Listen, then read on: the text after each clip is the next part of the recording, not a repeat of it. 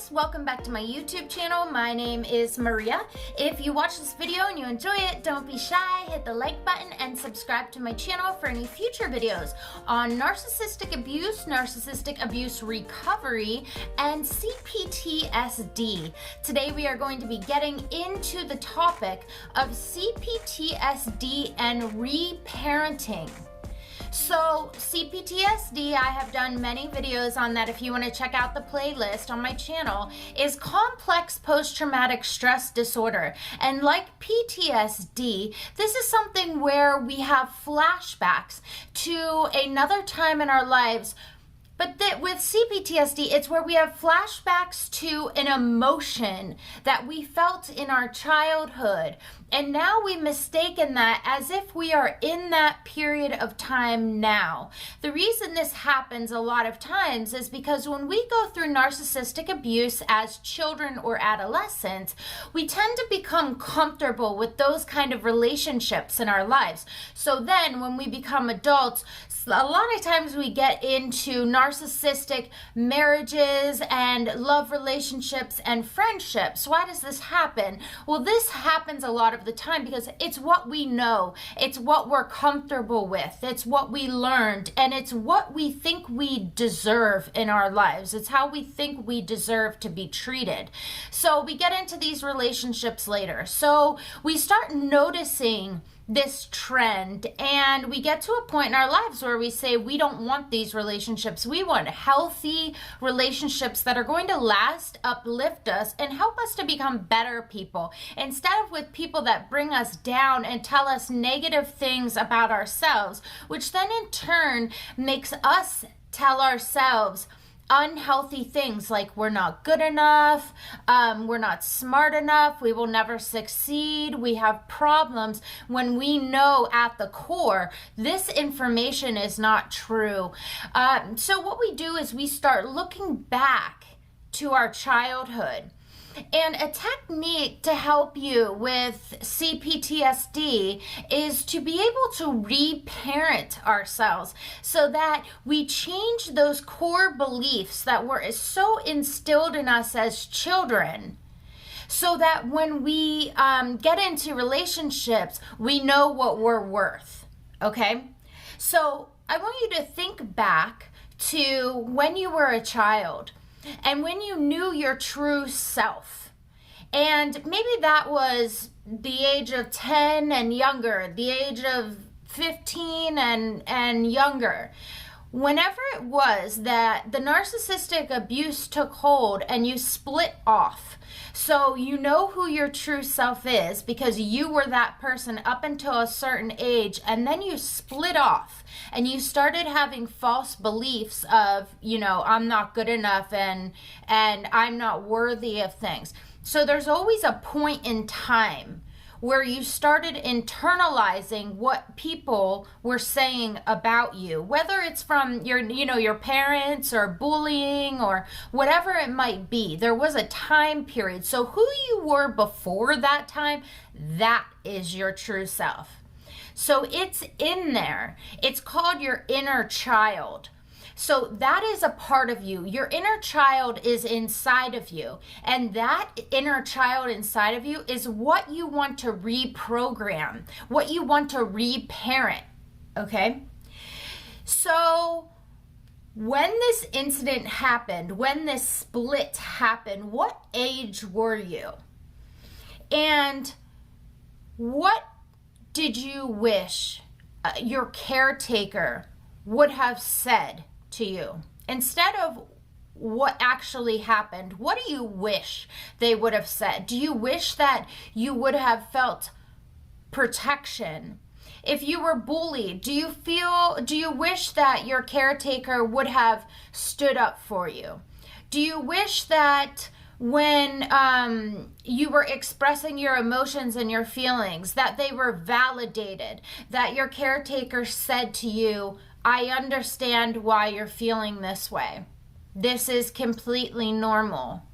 And maybe you didn't get that kind of validation from an adult, because All children need to be validated. This is how we learn what's right and wrong.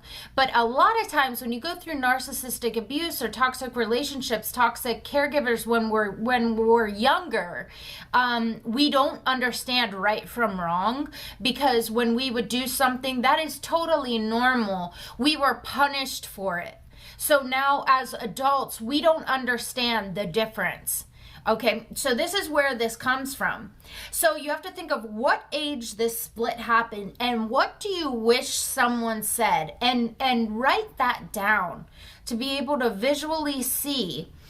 Write down, I needed blank when blank happened. I needed validation when whatever it is that happened to you. I needed support when my parents went through this ugly divorce. I needed protection when I was being bullied. Whatever you needed at that time, write that down. And see what emotions come up, because when you can identify your emotions, then you can understand better when you're having emotional flashbacks, which is a sign and symptom of C-PTSD. So when we become an adult, in, let's say, a narcissistic relationship, that narcissist we are with may do something that triggers an emotion inside of us that we felt when we were younger.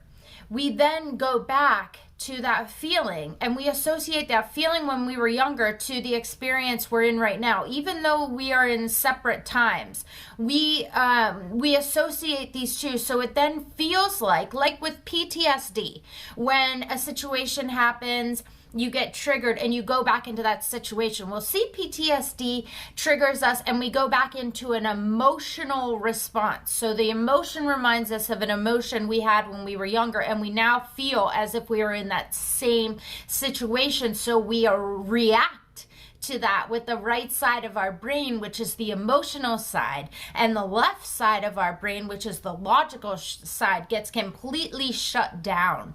This is why people with C-PTSD work off of very heavy emotions to situations and very little logic.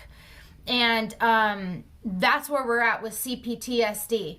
So now that we know what we needed when we were younger, we can say we know what that inner true self, that our inner child is craving. We know what emotion we are craving.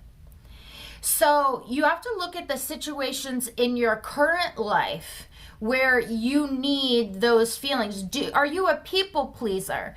Do you have a problem saying no to people or situations that you don't really want to do? It's not something that you're interested in getting involved in. You don't have time for it. It means that you're giving too much of yourself, but you just can't say no. You want to please the other person. That's called being a people pleaser.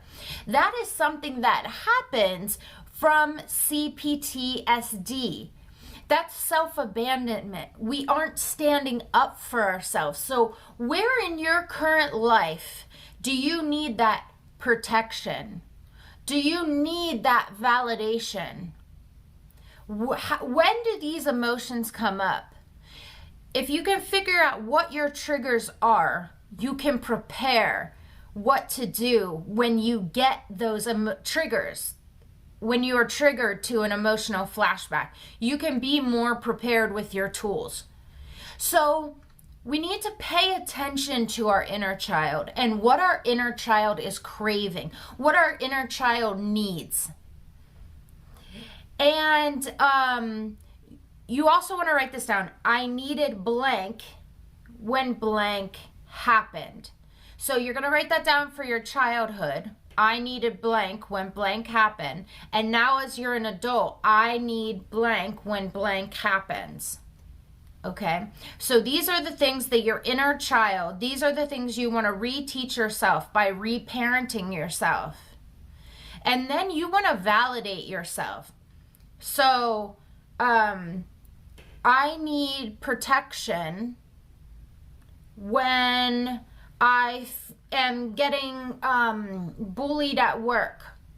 Maybe you're in a marriage and you go home and you tell your husband or your wife that somebody did something to you at work, and they say, well, yeah, you deserve it. And they don't protect you. They don't validate you. So you need to look at that and see how that makes that. You need to validate yourself. So you want to say, my boss or my coworker did this to me at work, and I felt attacked. I felt anxiety. And say, well, of course I felt anxiety. That's not a normal situation, and that's not okay.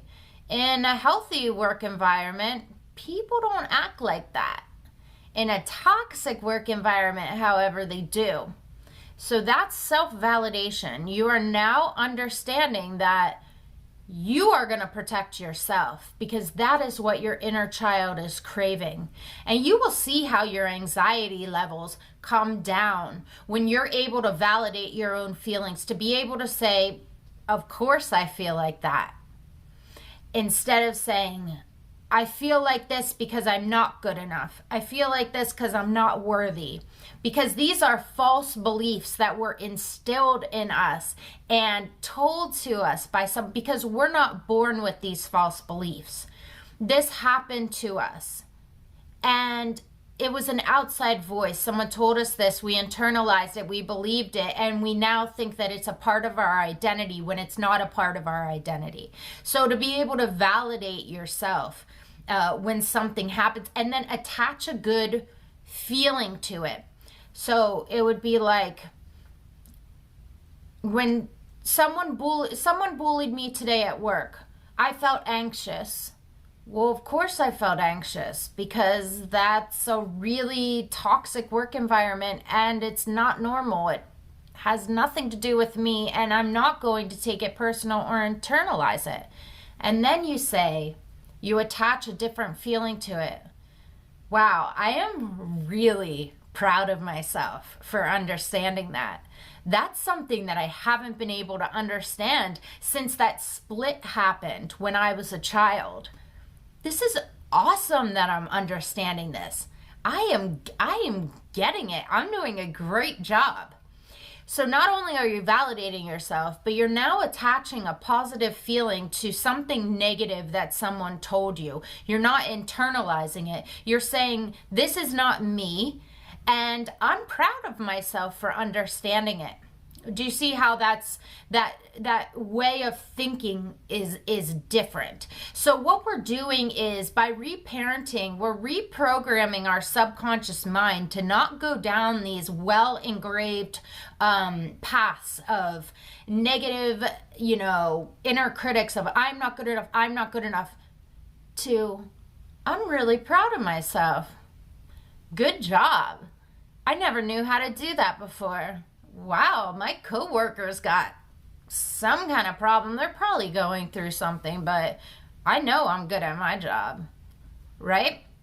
So this is how we reprogram our subconscious mind, all right? Which is the key to getting better from C-PTSD. So validate your feelings. Give yourself what it is that you needed when you were a child, and attach a different emotion to it, so that we're able to move on from this. So I want you to go back and think about where these things show up in your life. Where are your triggers? And role play and practice. Write this stuff down. I need blank. When blank happens, it makes me feel like this. And that's okay, because that is a totally normal feeling. I know I'm a good person. I know I'm a good worker. And I know who I am at a core level. Because I remember I was like that when I was a child. That is who my inner child is. That is reparenting. Reparenting in a nutshell is giving yourself what you needed when you were a child and you didn't get. And although it is difficult, it is 100% possible. And on the other side of CPTSD is a happy, fulfilled life. And I always say that when you get through CPTSD, you are going to feel peace, and you are going to feel freedom of these compulsive, negative, inner critic thoughts. And it is a joy. Life is a joy on the other side of CPTSD. Just keep practicing, keep role playing, do your research, feel your emotions, process your emotions, eventually forgive yourself and move on. I am here for you. I am a life coach for CPTSD and narcissistic abuse, so feel free to contact me at any time.